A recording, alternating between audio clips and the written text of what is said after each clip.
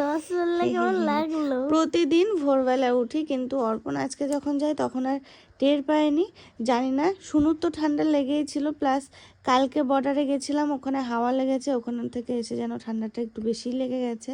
রাত্রেবেলা কাশ ছিল, অনেক রাত্রে উঠে তেল টেল মালিশ করে তারপরে কাশি বন্ধ হয়।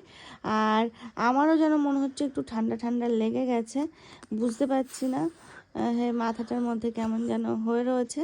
তো যাই হোক, ওই জন্য আর কি একটু লেট করে উঠেছে, আর অর্পণও ওই কারণে আমাকে আজকে আর ডাকেনি যাওয়ার সময়। আমি টেরই পাইনি ও যখন যায়। চলো আজকে সকালটা শুরু হয়ে গেল এখন থেকে। এখন আস্তে আস্তে উঠবো, তারপর ফ্রেশ হবো, তারপরে নিচে যাওয়া। এখনও দেরি আছে। শুনুকে খাওয়াবো, খাইয়ে টাইয়ে তারপর যেতে যেতে 9টা বেজে যাবে।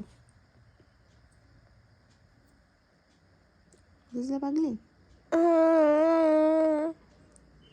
শুনো, আমার এখানে কদিন থাকলে তাহলে?